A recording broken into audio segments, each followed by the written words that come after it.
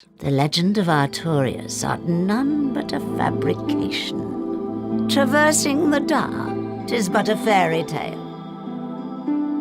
Across history, fables, and myth, knights have often been heralded as symbols of hope and courage. Brave individuals putting their life on the line to protect the innocent and serve their lord or land with honor. You might think of a dashing young squire slaying a dragon to earn his keep, or maybe an old and wizened warrior finding a poetic end on the battlefield. But regardless, many of these knights of legend in one way or another have their kinda happy ending, be it in blood or bounty. Dark Souls, however, ain't your average fairy tale, my friends. The Souls series prides itself on its expert execution of dark fantasy. The game worlds we explore are decrepit, ancient, and unforgiving places of death, and we always seem to arrive long after any age of prosperity, where citizens roam the streets buying fruit and stuff, celebrating their heroes and praising their kings. But please don't get me wrong, there are absolutely knights and heroes of legend to be found here in Lordaeron and beyond, but the fate of these characters can be far, far from glorious. Now, pardon my French, but Dark Souls 1 is the shit. And one of my favorite things about the game is how it so carefully handles and considers the small amount of characters that we do get to know a little bit about. When the game first launched, many of these NPCs and even bosses leapt right into the hearts of the fandom. But one character really stuck out to many. A mysterious ancient knight who is said to have done the impossible. A man who was lost to time, and the true tale of his life and heroism along with him. A tale that weaves in with ours, the chosen undead, as we lend our hand to the forging of this legend and eventual tragedy. I am talking about none other than Knight Artorias, the Abysswalker. I am Ghost, your host, and if this is your first time finding my channel and you enjoy video game lore, character analysis, game reviews, do consider subscribing, and you'll see tons of stuff just like that. Of course, I have to say that some of what you hear in this video will be speculative, as much of the lore in this series is pretty cryptic, so consider all of this just my interpretation. So without further ado, let's dive right in. At the beginning, a thick fog covered the rough, rocky landscape of the world, and dragons ruled uncontested.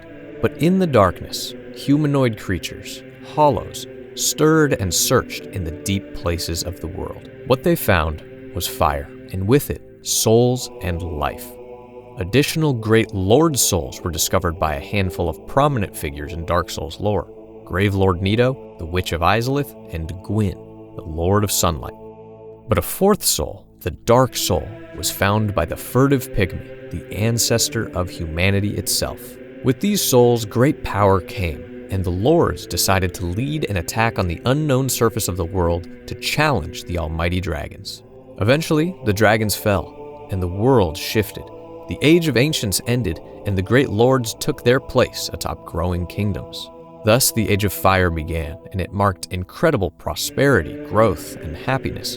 Dozens of nations were born, and generations of culture and human history flourished. But ultimately, this age was born of that first flame, and flames are known to fade with time. Gwyn, the mightiest of the lords, saw this reality coming toward his kingdom and seat of power with its pants down. The first flame was indeed beginning to fade, and he needed to act quickly. Now, this could easily turn into just an overall Dark Souls lore video about the story, but it is now time to meet our hero. Gwyn had surrounded himself with countless knights, which we get our asses straight beat by in-game plenty. But above all the others stood four of his most trusted tools. You can almost think of them as like agents, close allies, and hey, maybe even friends, who knows. Among them were Dragonslayer Ornstein, Hawkeye Goff, Kiran the Lord's Blade, and of course, the Knight Artorias. Artorias was known to be one of the greatest warriors really in the world, a man of unbreakable will and unmatched skill with a greatsword. Straight up, he was an absolute killer, and along with his trusted companion, the Great Wolf Sif, he acted as an unstoppable arm of Gwyn. Gwyn seems to have trusted Artorias unconditionally and knew that regardless of the task given, he would be loyal to the bitter end. And I just want to illuminate how absolutely classic this hero is structurally. A noble knight serving his king, simple as that. A man who has sworn his life away to protect and obey no matter the cost.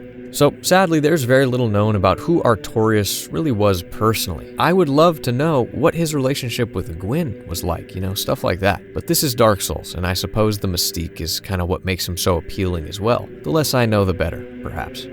Off the top of your head, what do you think terrified Gwyn more than anything else? I mean, think about it. The Lord of Sunlight, the First Flame, the Age of Fire, it's now fading. Yeah, my man was scared of the dark, and it's not an issue a little nightlight can fix. Because to Gwyn, the darkness represented his age and the rule of the gods coming to an end. Just as the furtive pygmy discovered the dark soul, the Age of Dark would be the age of humanity. Gwyn began taking the necessary steps to avoid this age of darkness, constructing cities to suppress the pygmy people and linking humanity to the many bonfires throughout the land, an effort to bring humanity itself to kindle the flame. And later on, Gwyn would even sacrifice himself to link the flame. But this unnatural prolonging of the Age of Fire was not good for the systems in place, boy. The curse of undeath soon plagued humanity, and the disease caused even more issues. In response, the great city of New Londo was constructed under Firelink Shrine, meant to be a cultural center and sort of metropolis for the growing population of undead. It was watched over by the Four Kings, respected humans who were renowned across Lordran for their foresight of the undead situation and their wisdom. Even Gwyn was down with these guys and gifted them each a fragment of his own soul. But take humanity, undeath, isolation, what do you expect ultimately happens? Darkness. You got it. Long ago, the Four Kings were powerful men. Only their hearts were weak. When an evil serpent dangled the art of life drain before them, they were unable to resist and became pawns of evil. Along with them, their noble knights fell into shadow and became the Dark Wraiths. Real dicks, these guys, but cool armor. Gwyn saw these things unfolding in horror and knew exactly who to send to deal with this issue, his trusted knight Artorias, whose famous greatsword was crafted and weighted to thwart the servants of darkness. But the Abyss was known to corrupt and swallow up any who attempt to traverse it. Sending even the greatest warrior to slay these fallen knights and kings would be a fool's errand, like catching smoke. Now this is one of the main points where interpretations kind of branch off. But what we know for sure is that it is said Artorias sought out the beasts of the Abyss to make a pact of some sort. So who are these beasts? No one knows for certain, but it is implied heavily that it could be one of the world serpents, Frampt or Cath. Now these are two incredibly fascinating, cool-ass characters, ancient beings that want two very different things. During the events of the game, Frampt wants us, the chosen undead, to prolong the Age of Fire by linking the First Flame, while Cath wants you to usher in an age of unending darkness and take up the mantle of Dark Lord. Cath is very connected to the Abyss though, and is the one who actually introduced the Four Kings to the life drain ability that corrupted them. So I guess if Artorias sought help from one of these serpents, it could be for very different reasons that he ends up getting the help he is looking for. Frampt would want to see the Abyss vanquished at all costs, while Cath perhaps had some foresight into the issue and saw helping Artorias as a means to his desired end. Who knows? I suppose it really doesn't matter at the end of the day, as Artorias, with one of these big snake dudes, was granted a special ring. A ring that allowed him to do what no other had ever done, traverse the Abyss. So he did just that. He braved the darkness and fought valiantly against the Dark Wraiths. The actuality of what happened in New Londo in regards to Artorias is unknown, but he definitely gave the Dark Wraiths hell, and in the process built his legend in Lordran and beyond. He was then present to witness the true fall of New Londo as the seals were broken and the city flooded, thousands of innocents dying to preserve Gwyn's pursuit of the flame.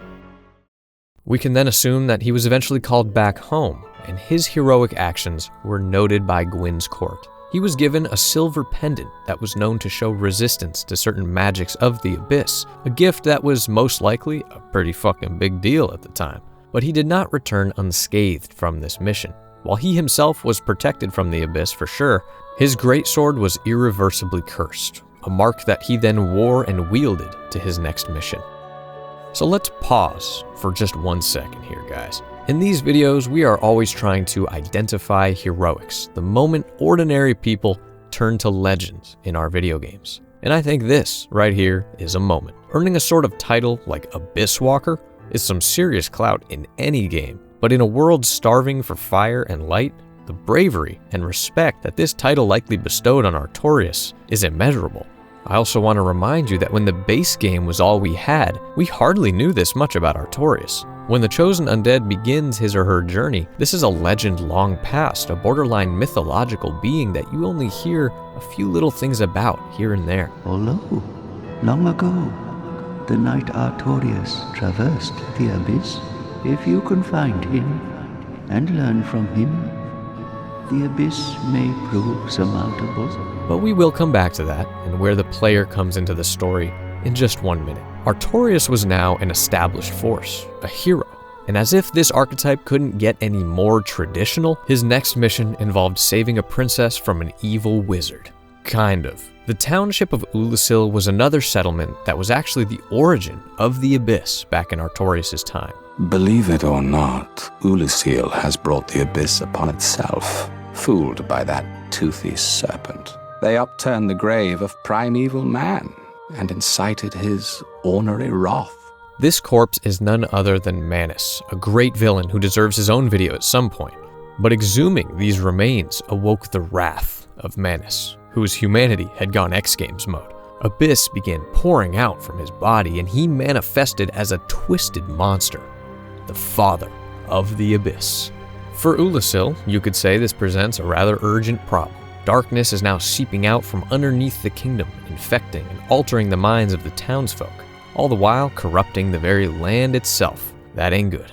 The princess of Ulasil, Dusk, was to be rescued and brought back to safety by Artorias. His reputation as Abysswalker and skill as a knight made him tailor-made for this task. So with his now cursed greatsword, great shield, silver pendant, and wolf companion, Artorias set out to do just that. But I find it particularly interesting that Artorias likely knew that the force of the Abyss was unstoppable. He had seen the corruption it brought in New Londo and how absolutely all-consuming it was. I honestly choose to believe that he knew Ulasil was doomed, perhaps even that all of Lordran was doomed, given what he had witnessed, but still attended to his errand all the same. But what the legends may not tell you is that he did not succeed in New Londo. He did not slay all the Darkwraiths. They carry on to the present day. The four kings still wander the Abyss, and the city had to be flooded. While he fought bravely and without equal, the Abyss was ultimately unstoppable. But heroes to me are those who face whatever might come to them on their feet, duty-bound and focused to their last breath. Now, of course, as I have mentioned, we don't know for sure what Artorias was like or what he was thinking, so this is definitely a sort of headcanon for Ghost Charm here, but I enjoy imagining this stoic and powerful knight who never hesitates or second-guesses any decision. Perhaps he even resigns himself to his potential fate in Ulasil and embraces his role as Abysswalker, knowing that even if he fell, the hope he would bring to those in the kingdom would be worth the sacrifice. So what happened when Artorias entered Ulasil? What is the final chapter of his story? Well, you've heard the legend, so of course, he fought back the darkness, slayed the vile Manus, and rescued Princess Dusk. This, after all, was his purpose, you could say his destiny and his greatest honor, and he rightfully becomes a true hero, a hero whose impact will be felt for ages untold into the future. I was beset by a creature from the Abyss. I would have perished then, were it not for the great knight Artorias. Sadly, this is a lie. But cometh thee not for the grave of Sir Artorias? My advice true. Forget this. The legend of Artorias art none but a fabrication. Because the truth is, sometimes heroes fall short. Sometimes heroes fail. And as much as it hurts to believe, the Abysswalker is such a hero. Artorias fought through Ulasil and into the very lair of Manus. And as he delved deeper with his Great Wolf, he found himself no match for the father of the Abyss. And Artorias was badly injured, his dominant arm being shattered to the point of uselessness. But his final act was to carefully place his magical great shield as a ward around his closest friend, Sif, keeping him protected from the darkness. Who knows what happened next? Maybe Manus further tortured our hero, corrupting him with the Abyss, or maybe Artorias just wandered in the darkness, losing his mind and succumbing to the madness.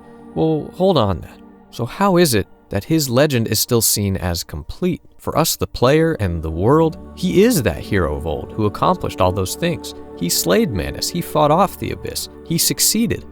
That is where we come in.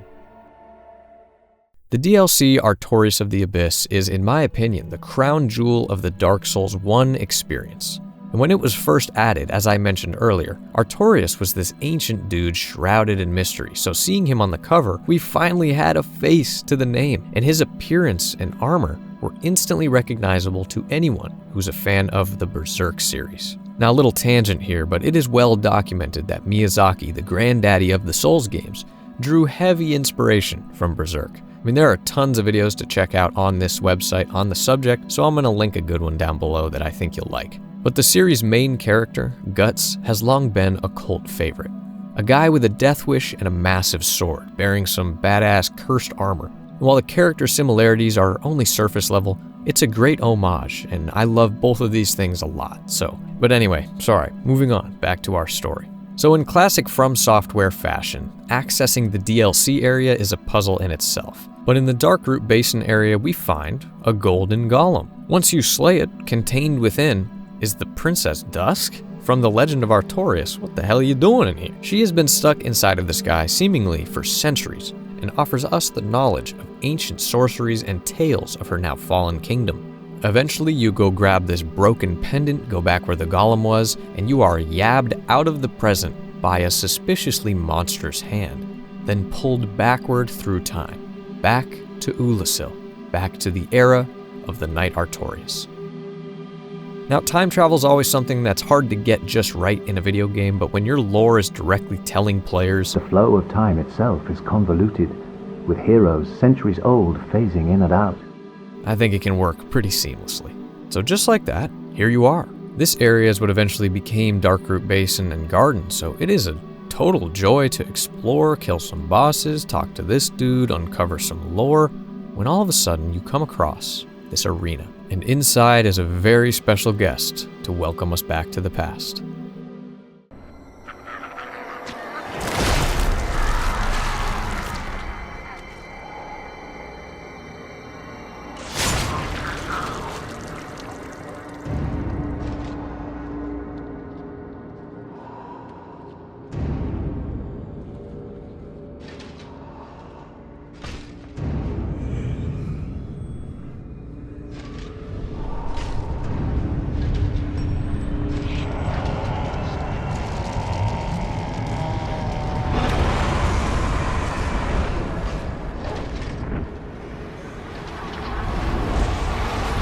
It's also definitely worth noting that there was some cut dialogue that Artorias had, so I want to play you the very same cutscene with that dialogue put over top. I think it's important.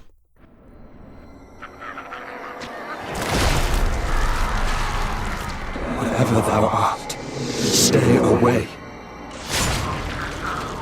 Soon, I will be consumed by them, by the dark. I beg of thee, the spread of the Abyss. It must be stopped.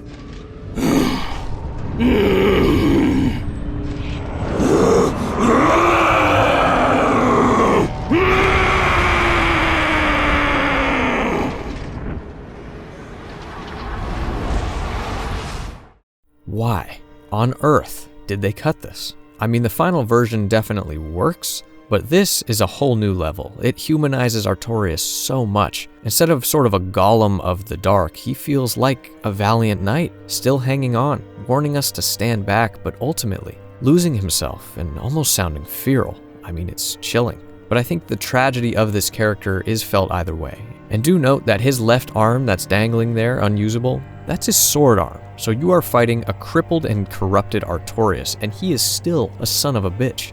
I mean, imagine him at full strength back in the day. He would be straight beating my ass. And after an extremely tough boss fight, you can finally put Artorias to rest. But this then puts the player in a bit of an awkward position. Here you are, back in time, the era of Artorias heroically defeating Manus and the Abyss, but you just killed him. Manus is downstairs still doing his thing, and Dusk is not rescued at all. That is where it clicks. It is us, the chosen undead, that must walk this path. You are the one who comes to this strange land. You are the one who heroically plunges into the abyss to find and slay Manus. You are the one who saves Princess Dusk, and you are ultimately the one who saves the legacy of Artorias. By succeeding where he failed, you pass all the glory to him. Other characters seeing a human knight doing these things, of course, attribute your deeds to the famous Abysswalker. They don't know you. Walking in Artorias' footsteps, you are able to find and rescue a young Sif warded in the abyss by the Great Shield, encounter Alvina the cat, and of course, rescue Princess Dusk. All of these characters later tip their hat to you in a way, a note of recognition or remembrance. But even still, there was something about Artorias, a certain balance of the humors that quite perfectly fits your semblance. Heavens, could it be that you and Artorias, I owe my life to each of you, and both seem to share some resonance of sorts? Perhaps it is the nature of true greatness. They have seen your face, though it was centuries ago, and whether they know it or not, see you as the hero, not Artorias, or perhaps both. Elizabeth, the mushroom seer in Ulasil, says as much, that she will tell this legend as it needs to be told. I will remember thee, but I will keep thy story to myself. This is the best way, for thou art come from a time far ahead. No one will sing thy praises, but yet thy greatness shall live on, for it shall be my purpose to remember all thou hast done for us. But later on, the optional Sif boss fight hits especially hard. He smells you, remembers your deeds from Ulasil, but still is bound to Artorias' grave. The swords around the tombstone mark all those who came here to seek out the secret to traversing the abyss, and ultimately, Sif must protect his master's resting place and secrets. I just think this entire character, the backstory, the failure, and where we pick up the sticks is just fascinating. The fact that we could have such an influential, heroic, legendary character so established in a game where so little lore is really known, and then it turns out to all be sort of a sham, is really cool. But while Artorias did fail and was consumed by the very force he sought to destroy, it was his effort and heart that defined his heroics. To me, one of the main themes of this series is decay. The fire must fade, the undead must go hollow, the abyss must eventually consume all. This leads to desperation and depression for so many. It's hard living in these dying kingdoms, bro, can you imagine? So those who are actually selfless and don't have evil intentions are exceedingly rare. We learned this in the Solaire Heropedia. I also think it's a really cool way to put into context all that you, the player, are doing during the game. Like if this is all they sang and said about Artorias, and you are half of that tale plus everything else you're doing, Jesus, you are quite important. It does a really good job of empowering us while also showing how fragile even the most legendary warriors can be. But that legend doesn't end there, my friends. Dark Souls 2 and 3 show that even after ages turning over the rising and falling of countless kingdoms, some things do not fade. In Dark Souls 2, it's more of a subtle thing. The majestic greatsword is a weapon that you can find in the second DLC area and is pretty much Artorias' sword from the first game. But the description is quite cool. An ancient greatsword of unknown origin. This sword was passed down through generations until it reached Gordon, Wandering Knight of Ferosa, and was lost upon his death. Uncannily, every last one of the prominent swordsmen who inherited this weapon was left-handed. Lo and behold, if you throw that thing in your left hand, it unlocks the true potential and full moveset of the sword. This is a really cool little touch, like it ended up being this mythical sword for Southpaws. I like that. In Dark Souls 3, however, there is quite a bit more.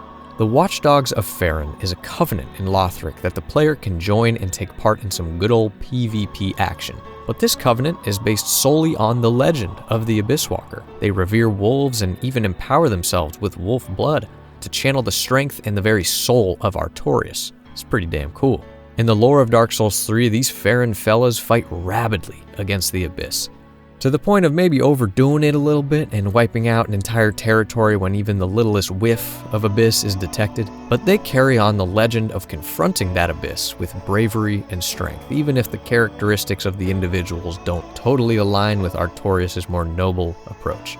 But hey, You got the spirit anyway. And they will likely face the same tragic end against an unbeatable foe. The wolf set in Dark Souls 3 has a very somber description. Helm of a knight tainted by the dark of the abyss. The twilight blue tassel is damp and will ever remain so. A vanquished knight left behind only wolf's blood and legacy of duty. The undead legion of Farron was formed to bear his torch, and the armor of these Abyss Watchers suggests their own eventual end. I think the legacy of Artorias is one of tragedy, one of sacrifice, but also of strength and selflessness. In many, many ways, he checks every single box when it comes to a heroic knight in a fantasy setting. And though his tale ultimately ends in heartbreak and failure, it's our greatest honor as the Chosen Undead to see his work be completed and remembered in his name, even if it is a little bit of a lie. When the world was dying, the fire was fading, and lords were withering, Artorias stared into the great unstoppable void and began walking, greatsword in hand and friend at his side. Thank you guys so much for watching and or listening to the end. As always, it means a lot. A ton of new subscribers have actually joined us after the Bloodborne review was uploaded, so welcome, all of you. I am very much looking forward to Elden Ring, as so many of you are commenting, and once I've spent probably 2,000 hours in-game, you can count on some content from me, but it will likely be after I have had a healthy amount of time with it. So, in the meantime, comment down below other video game heroes you would like to see profiled here, and also how about your favorite childhood cartoon? Thank you so much again, everyone, and I will see you all very soon. Until next time, peace.